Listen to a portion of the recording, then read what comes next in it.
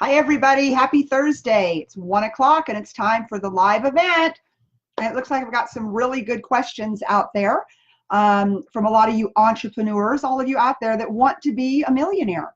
And it's not easy, and I really think that it takes a tribe to build that kind of wealth and that kind of success. And that's why I'm super grateful to AkaShawnThomas for, inviting me into the tribe and allowing me to give back. Because I think the number one thing you can do once you hit the pinnacle of success is to tell other people how you did it.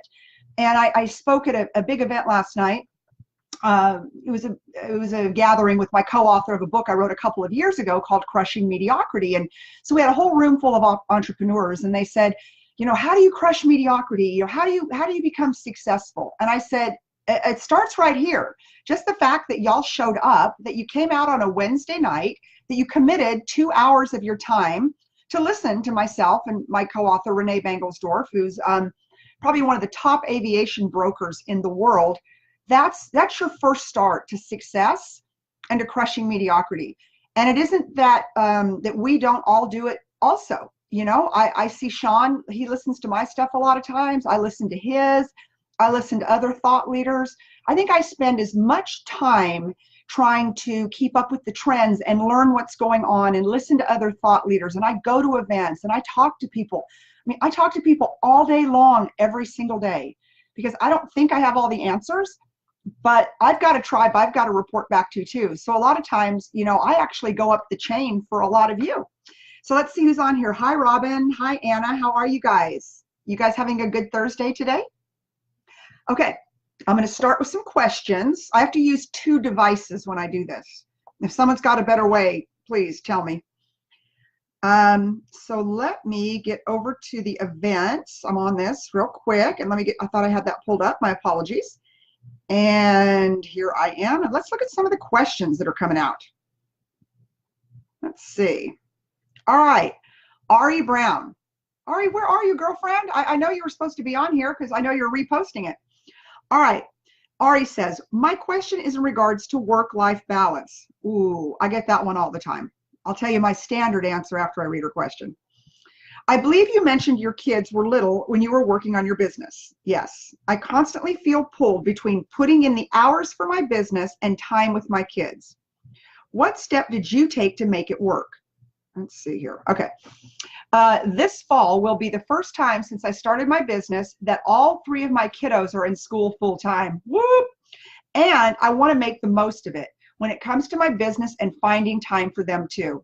Oh my gosh, Ari, that's such a great question. Hey, Eddie, how are you? Welcome. Okay, so what we're talking about in this first question is work-life balance. And whether you're a man or you're a woman, I'm going to tell you right now, it doesn't exist. It's a lie of the devil. I was just asked this question last night at this big forum I was speaking at. But here's what I've learned. Yes, I became an entrepreneur when my kids were young. In fact, I started my mortgage company then. And now I've got grandkids who I think I like even more than my kids. Like, I want to spend more time with them than I did my own children. So anyways, that being said, I told this young woman last night, and Ari, I'm going to tell this to you too. Number one, you've got to you have to decide what is your non-negotiable in life, okay? And what I'm seeing from you, your non-negotiable is your children and your family, as it should be. Okay, what is your non-negotiable? Well, I told the story last night about my daughter. She's 29 years old. She's totally crushing it, coming up the corporate ladder, global sales. She's got a 17-month-old and a 6-year-old. She works from home. She works for a global company. And a couple of things that she's done, because she's doing so well, she's in big demand right now, right? And hey, Mark, how are you? So what she does is this is her non-negotiable. She knows that the youngest one is done at daycare at 5 o'clock. And the oldest one, the 6-year-old who's in kindergarten, can stay in daycare until actually 6 o'clock. But she's like, no, I'm not going to punish him. So at 5 o'clock, she's there to pick up the young one at one location, and then she goes and picks up the older one like at 5:15. Where does the non-negotiable come in? Well, she decided, you know what, I'm going to start working earlier in the morning. She starts her morning at 6:30 in the morning. And I'm going to tell you guys a little bit about that and how powerful that is. I actually start mine at 5 a.m. and I'm going to tell you why. She starts at 6:30 in the morning and she works until 3:30 or 4 in the afternoon. Okay. And again, she's on a global scale. So, she's in different time zones and doing different things. But It's about your non-negotiable. But what she's decided that from 5 o'clock on, okay, about the time that she picks up the first baby, that from 5 o'clock until 8 o'clock, that is her non-negotiable time with her children. It doesn't, there's nothing on Facebook she needs to look at. There's not an email that she's going to check. She's not going to answer her texts, even from Lala. Lala cannot even get through to that family between the 5 o'clock and the 8 o'clock hour when those babies go to, dinner time to bedtime. Okay. Non-negotiable. Because guys, those are the moments, those are the times that you can never get back, is the time with your family. So the first thing I'm going to tell you about work-life balance, I want you to carve out 2 to 3 hours a day, whatever that time frame may be, right? I'm just giving you one example of a working mom, and Ari, I know that you're a working mom. So carve out that 2 to 3 hours, and that becomes your non-negotiable. Okay. I don't want you to do anything during that 2 to 3 hours, but either take care of yourself, if you're, whether it's your exercise or reading or time for yourself, or for your children or for your husband. That is your non-negotiable during the day. Now, to get like a 5 to 8 window, you might have to start earlier in the morning. And what I figured out, guys, about 2 years ago, I start at 5 a.m. in the morning. So number one is the non-negotiable. I start at 5 a.m. in the morning because I get, close to 600 emails a day and stuff that I need to get back with. So I started time blocking. I actually I went to a seminar on time blocking. I know that sounds insane, but I did. I spent $3,000 for a 2-day time blocking seminar because I'm the most ADD human being in the history of the world. I've got 6 businesses. I'm here, I'm there, I'm everywhere, and that just doesn't work. And so I went to this, and what I learned is, okay, guys, here's my personal schedule, Monday through Friday, unless I'm traveling, so a little bit subject to change. But from 5 to 6:30, I work out, period. Non-negotiable in my world. From 6:30, I'm literally walking in my house at 6:30 because I go to the trail, I do 5 miles, or I go to Orange Theory. I'm walking back in my house, I'm all sweaty and whatever. I make a pot of coffee, literally a pot of coffee. I bring it upstairs to my office, and from 6:30 to 8, I answer emails. If you send me an email at 5 o'clock the night before, you're going to hear from me between 6:30 and 8. If you send me an email at 8 in the morning, you're not going to hear from me till probably 3 o'clock, because from 3 to 5, I do another set of answering emails. Why? Because we can spend all flipping day in our emails, jumping back and forth, jerking around, whatever, trying to, chase emails. Okay, there's nothing in your email that is more important than your sanity. Okay, that was one of the most powerful things for me. Also, I learned between 6:30 and 8 o'clock in the morning, nobody's really looking for me. They're really not. Now, I don't have young kids. If I had young kids, I had to get them to school, right? It would be a different situation, but I don't. Okay, so my life is, number one, I've got to take care of me, because if I can't take care of me, then I can't take care of my business. Okay, so my number one priority when I get up in the morning, Ari, is that I take care of me. I make sure that I'm good, and then between 6:30 and 8, I take care of my clients. Okay, the ones who are so sweet to email me after hours. Kidding, but right. But the whole world thinks we're on 24-hour rotation nowadays. And I'm going to tell you guys this too, as entrepreneurs, don't buy into it. That's another lie of the devil. You don't have to be accessible to people 24/7. And the minute you start doing that for people, they're going to expect it. So set the expectations accordingly. If your business hours, and I don't care if you're an entrepreneur, if your business hours are X to X, then those are your business hours. And the other hours have got to be your non-negotiable hours, whether it's for you, whether it's for your kids, whether it's for your family, whether it's for your friends. I don't know, whatever it is, because why do we do what we do? Why did we want this entrepreneur life? Why did we want this amazing freedom if we're tied to a computer, if we're tied to a business? Because then you'll start losing your passion for your business. I promise you, I've been there, done that, got the t-shirt. Let's see who's piping in here. We got Anna, we got Eddie, we got Mark. Hi, guys. Mylene, how are you? Sean Thomas is on. Uh-oh, I'm being judged. Jamie, who's just so wonderful. Flora, how are you? Love time blocking. Ari, girlfriend, I've been talking about you. You were question number 1. You're non-negotiable. What is that part of your day? Okay, it's either very early in the morning or it's that time between dinner and you put those babies to bed. Because I'm telling you, you can be me. I look up and my youngest is 27 and my oldest is 29, which I started having kids very, very young. But now I have that non-negotiable time on Saturdays for my grandkids. Because I think I mentioned earlier, I like them better than I like my own kids. That's my non-negotiable time. And believe me, my majority of my clients, like 70%, they're car dealers, the most demanding humans in the history of the world. But guess what? I'm like, boys, I set the expectations. This is when I'm available. So if you can't talk to me on my terms at my times, it's not going to work. This is not a promise for a promise kind of relationship. And I want you to not be, I don't want you to walk in fear as an entrepreneur. I want you to walk in your power. There is a reason that you went out and you started your business. There's a reason that you believe that you put everything on the line to do what you do. But guess what? You need to be the boss. Do not let other people rope you around and suck your time and suck your joy. Otherwise, y'all are better going back. You're better off going back to work for an employer where you can set your hours, you can get your vacation pay, you can have your sick days or whatever. Being an entrepreneur is about building a life you love, you know, and then the money will come. If you're becoming an entrepreneur because you think, oh, I'm going to go get rich, well, you're not. Okay. A big part, in my personal opinion, about being an entrepreneur is building a life that I want to live. I was at the beach last week. Some of you are my personal Facebook friends now. And so I was like, okay, I kind of have to work a little bit at the beach. So I went up to the beach bar at the hotel I was staying in. And, you know, I kind of stuck to my email back schedule. And I had a couple phone calls that happened. And literally I had this one car dealer and he's like, do I hear music in the background? And I'm like, yeah. And you also hear crashing waves.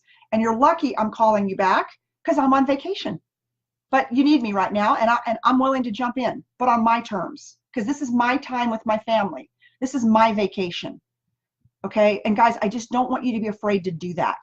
Let's see if I've got any questions just on this one. So I don't know how to scroll down. Oh, Jamie, this is gold. Thank you. And Mylene, awesome. I love your thoughts on managing time. Okay, so Ari, the part you might have missed, it's all about managing the time. And I've got a really good app on my phone, which I love my phone, which is a time blocking app. And it actually integrates into my Outlook. And so then that way, because my appointment scheduler is also on my Outlook. So I literally have in Outlook for some, it depends, like Monday, Wednesdays, and Fridays, I have 3 hours set aside to take phone calls, you know, business calls. And then on Tuesdays, I have 2 hours. And on Fridays, guess what I don't do? Business calls. It's the beginning of my weekend. It's when I've got to take everything I did during the week and I have to kind of put it into a bow and I have to kind of tighten it. I've got to get it ready so that I can do one of two things. I can either put it in my completed file so I'm not jacking with it the next week, or I have to put together a task list that I need to schedule for the following week of what's left to do. All right. Time is the only thing at the end of the day that we can control. And I mean that like we can't control how long we're going to live and we can't control what's going to happen to us. But in our business, we can control our time. And when I go and I speak to entrepreneurs around the world, you know, that's the one thing they'll say. I'll say, guys, that's the one thing that you can control. But if you run in fear, or if you run in, well, I have to do everything for everybody to be a successful entrepreneur, you're going to hate your life. All right. I hope I answered your questions. Let's go to question number 2. This is from Darren Smith. Hi, one of my business is retail store in the electronic cigarette industry here in the UK. It is legal to advertise the products we sell, and also we cannot run Facebook or Instagram ad campaigns as they get declined. What ideas would you have around advertising a business with these restrictions? Ugh. Darren, I really don't. I'll be honest. I don't. That just isn't my piece of expertise. I think around the whole electronic cigarette business, and you're in the UK, I think it kind of goes back to what I teach about in the art of the big sell. And that's how you have to build a movement. And you build a movement by making your customers your brand advocates. You make your, you know, obviously I know that there's a lot of people, my sister included, who were able to quit smoking because of the electronic cigarettes and all of that. And so you almost have to use your customers as your disciples, because I at least know here in the US that it's very difficult. Like the tobacco companies and stuff, you know, they're not allowed to advertise. But past that, I don't know. And I don't know that there's really a way to trick Facebook into it. So I think I would work really hard with, you know, who is your current customer base? Who are the people that have great testimonies about the fact that, you know, they used to smoke 3 packs a day and now they're, you know, down quite a bit in smoking electronic cigarettes, who are those people and how do you use them and their testimonies to help, tell other people, hey, if you want to quit smoking, this is a great way to transition. And without knowing more about your business, that's probably the best answer I have right now. But anyways, you're welcome to send me a private message to kind of expand on that a little bit. But I would definitely use testimonials from your current customers. And I would think, and I could be wrong, that you could use a testimonial in a Facebook ad versus just an ad, like come buy electronic cigarettes, but you could put up a testimonial of a customer who quit smoking heavily tobacco and transitioned into the electronic cigarette side. Hope that's a good answer. That's about all I've got on that one right now. Eddie, this is very helpful. As a new father, I'm constantly worrying about being able to balance time with my daughter. Okay, Eddie, I love that. And so many times that fathers, people don't think about dad. Dads, if kids are lucky enough to have a mom and a dad still, dad is just as stressed out and responsible and wants to spend time with their kids. And Eddie, I want you to make your kids a priority. Like, I was really lucky in my life. Two things. My husband taught my son that he was to love his mother. End of story. He was to respect and love his mother. And he taught him that from a very young age. And my son's 27 and bigger than life. And I can tell you, I've never even had an argument with that child. And I mean, he's been a bad boy, a party, all of it, right? And anytime I have ever called him on the carpet, it's, okay, Mom, I understand. Yep, I understand. Mom, I love you no matter what. And he doesn't always do what I tell him to do, obviously, but he was never disrespectful to me ever. Neither one of my kids were. And that's because their father taught them that that's not okay. And so dads and male figures are so important in a kid's life. It's unbelievable. And so you need to set time aside, because a dad's teaching and a dad's love is different than a mom's, but it's equally as important when it comes to respect. And you don't want to miss those moments with your kids.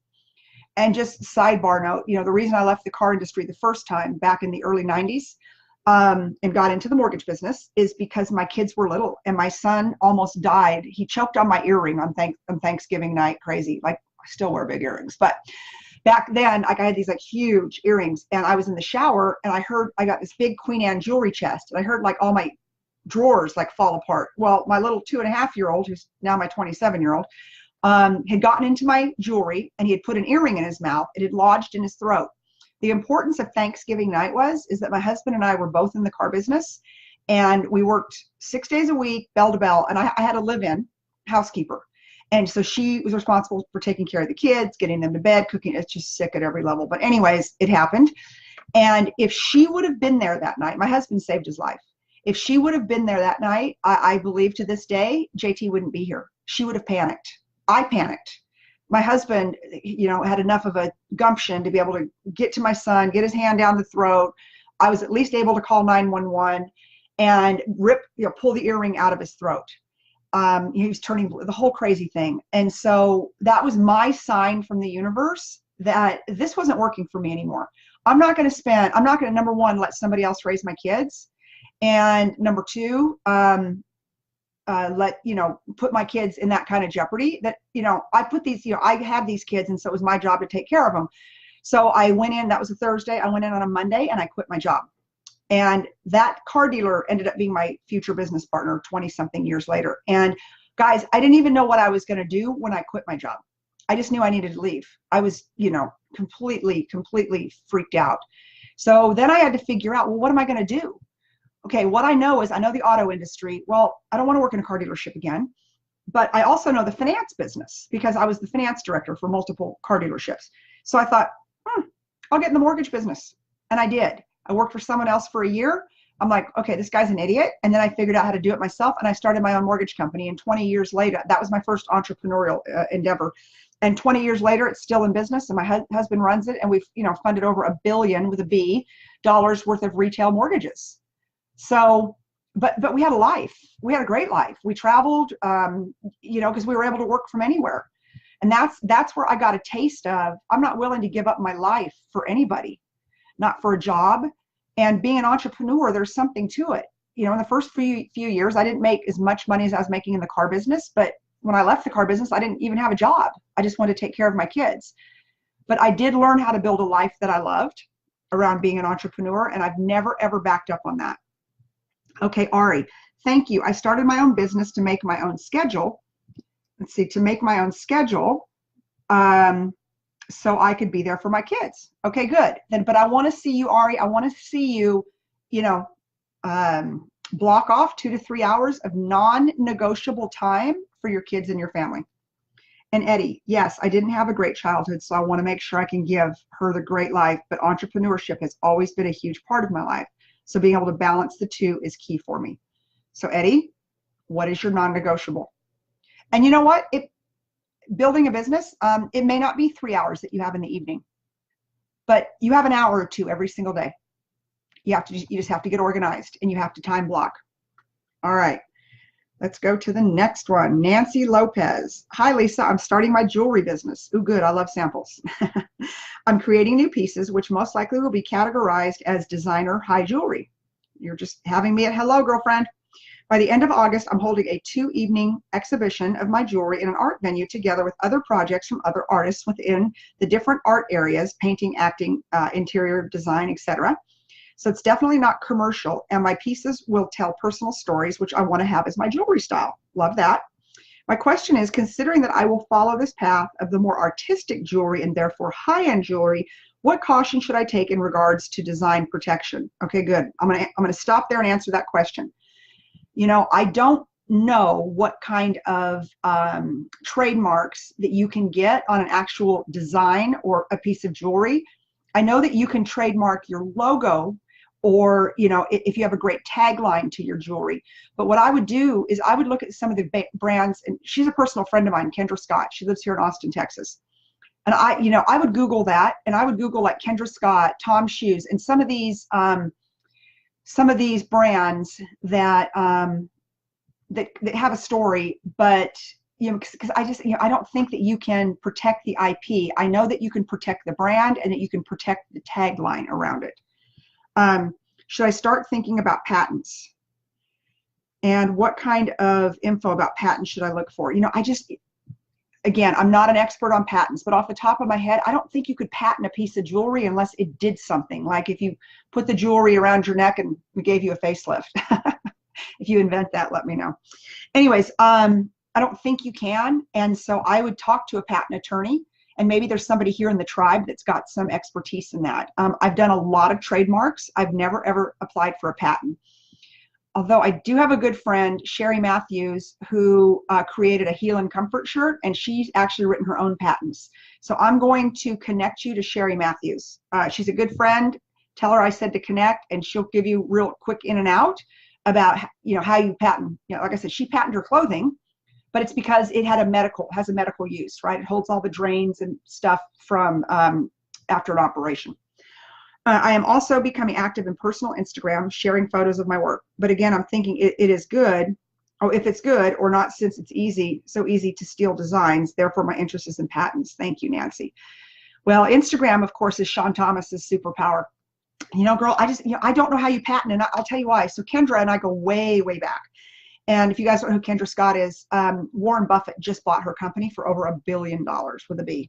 Crazy story. Anyways, local jewelry designer right here in Austin, Texas. And there's this little like Chinese place here in Austin. They're all over the country. And it's called Sam Moon Trading Company. And so they're really inexpensive. They're like these huge warehouses. They bring in all this really cheap jewelry, but every piece of it is a knockoff. And I literally sent to Kendra, I don't know, a couple months ago. I was in like one of the aisles, and I took a picture, and I'm like, oh my God. It was an entire row of what looked like Kendra Scott jewelry, because, you know, her stuff has kind of a common theme to it. If you guys want to go look at it, it's kendrascott.com. And so it would not be hard to knock off. And I said, wow, this is incredible. Like, they're knocking you off, and the earrings are $2.99, not, you know, $69.99 like they are with you. And she wrote back like a day or two later, and she's like, welcome to my world. So I just don't think, because I mean, I would think that Kendra, who is owned now by Warren Buffett, that they would be going after these huge, like Sam Moon Trading Company, and they're not. So again, I don't know that you could patent a jewelry design unless it was like my friend Sherry's shirts that have, you know, a medical tied to it or something else. That's all I know, but I will send you Sherry. It's Heal, HEALNIN, Comfort, COMFORT, healincomfort.com is the website, and that's her Twitter. And if you say that you know me, she'll answer you. She's a dear, dear friend.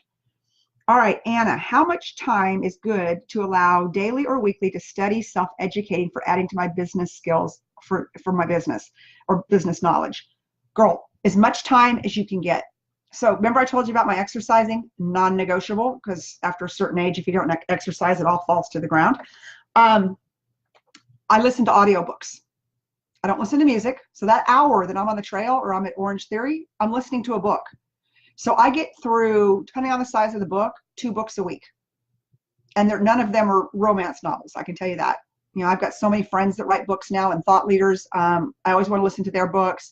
And then I listen to business experts on sales, on marketing, on branding, on personal development, all the things that I'm out talking to other people about.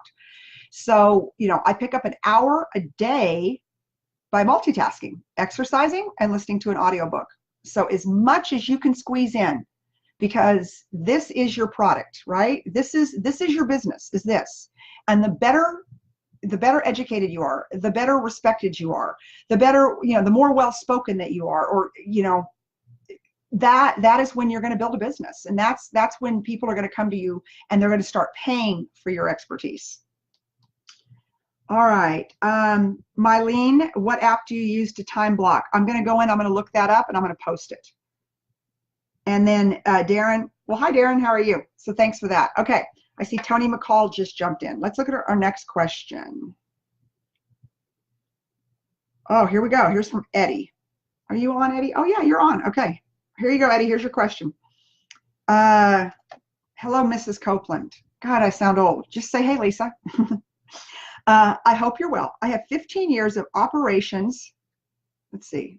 15 years of operations management, sales, marketing, client acquisition, and vendor relations experience in the automotive industry as a shop owner and manager of a small shop with $3.5 million in annual revenue. That's great. Good for you, Eddie. This was prior to joining the military. Now I'm getting ready to retire from the military in a few months, and I've been working on putting together an automotive consulting company as my post-retirement business. This is my post-retirement business when I move back to Texas. Yay! To train small independent shop owners on how to improve their overall sales through multiple new technologies and resources. I love the auto industry, but I have never been a consultant before. So my question to you is, as someone consulting for the first time, what are some of the things that you should really focus on in the beginning, and how do I gauge what to charge new clients? Boy, that's just not even for this Facebook page. You know, we'd have to have a conversation about that. That's what me and my team do. I don't necessarily work with shop owners. Or even independents. I work with manufacturers, or I work with large auto groups. Well, where to start? They want to know what you have done lately and what makes you an expert. So no matter who you're consulting for, let's just take this like onto a broader view. No matter who you're consulting for, you know, you have to have done it yesterday. And part of why I still go in, even at my level, but I'll go in once a month and with one of my bigger clients, and I'll work in their dealership all day with them. I'll sit on the desk with the sales managers. I'll be in there with the general manager. I'll work out on the service drive with the service manager. And I only do it because I need to keep my hands, because I sold my dealership 2.5 years ago. I need to keep my hands in what's going on today. And things have changed even from 2.5 years ago when I was a dealer. When I was the operating managing partner, so I owned the dealership and I was the general manager. I was doing everything, like to an insane level. But things have changed so much since then, even from a technology standpoint. And so I would recommend, before you try to launch a consulting business, that you find a couple of clients that you want to work with. And you say to them, you say, hey, you know, I've served my country, which for that we're forever grateful. And I'm looking to start a consulting business, and I'd like to spend a week in your store or in your shop. I'm not going to charge you anything because, Eddie, that's what it's going to take, okay? before people pay you the big bucks. I charge $10,000 a day to walk in. That's what I get paid. I don't know at that level that you're going to be able to do that. We could talk about that offline. But you know, you need to go spend a day in like a week in a larger shop, and you need to spend a day in like a smaller shop. And you need to find out, because see, the only way you have a business is if you solve a problem, serve a need. Well, the problem for the small shop owners, I don't care if it's cars, automotive, whatever it is that they always need more business. Like that's the problem that I always have to solve. Even for a big auto group, I'm like, hey guys, what do we need to do this month? Sell more cars, sell more cars, sell more cars. Like, it's just standard answer. And then you need to have a plan on how you're going to help them do that. And so as being a consultant, no matter what kind of business you're in, right? Okay, you have to realize what problem is it that you solve, and then how do you prove out your solutions? Like how do you come up with the solutions? Well, the only way you can do it is, first of all, you have to start with an audit of what they're currently doing, right? You have to look at the solutions and the technology pieces that they currently have in play. And why are those not performing? And what are the solutions that would better serve that business? Anyways, I'm not going to take up everybody's time on that. Eddie, especially, you've served our country. You're coming to Texas. I'd be thrilled to have a phone call with you. I will help you any way I can. There's an absolute cadence to being a consultant, because, you know, you want to be a consultant that really, really solves a problem. And there are clients I've walked away from because I'm like, I don't think I can fix your problem. It's bigger than me. And in the audio industry, you're going to find that there's going to be problems out there that are going to be bigger than you, number two, or ones you're not going to want to mess with, because it'd take you the rest of your life to fix their mess. So also being a consultant, no matter what you consult for, pick your clients. Like, be very careful on who you work with. Let's see who else is talking about out there. Anyways, but Eddie, you're more than welcome to reach out to me. Like I said, I'm forever grateful to veterans, and I'm thrilled you're coming to Texas. And you can email me at lisa@lisacopeland.com. That's Lisa in fact, I'll write this here, Lisa@lisacopeland.com. Any of you guys can. And then we could set up a call or something. Yeah, boom. I just put my email up there for you guys. Again, let me see if I've missed anything. Oh, so Flora is saying, yes, audiobooks are always playing on my phone while I walk dogs and working out. Perfect. It's such an easy way to build more knowledge. It really is. Like, I love music, but music doesn't make me better, right? It doesn't, whatever. And oh my God, there's so many great books out there. And my very dear friend, Bob Berg, just released his new book, The Go-Giver Influencer, which reminds me a lot of what Sean's doing with this tribe. And it's, you know, once you hit a certain level of influence, it's all about sharing that influence and spreading that influence, right? And helping other people reach influence. So I'm going to write that one right here too. Bob Berg, who I just completely adore. Go-Giver Influencer. Excellent book for future entrepreneurs and business owners. Okay, guys, it looks like we're wrapping up our questions there, but I did put my email address, and you'll hear from me either early in the morning or in the afternoon, and we can set up a call if you need further guidance on some of that. But Eddie, you know, I'd love to help you. I really would, and I mean that with all my heart and soul. There's a lot of money to be made in the automotive consulting business, and there's a cadence to it, and I'm all about helping people that have served our country have their plan B next in life. So anyways, guys, thank you so much. And I'm going to sign up. I will be back on again live next week. And then I guess, gosh, I got like, what week am I living in? The next week I'm going to be in Nashville with AkaShawnThomas at his event. So I hope that you guys have signed up, or if there's any room left. I don't even know a head count yet, but if there is, hopefully I'm going to meet a lot of you in Nashville, one of my favorite places in the world to visit, and we can talk all things business and entrepreneurs. And anyways, I hope you guys have a great Thursday, and we'll catch up again next week. Bye-bye.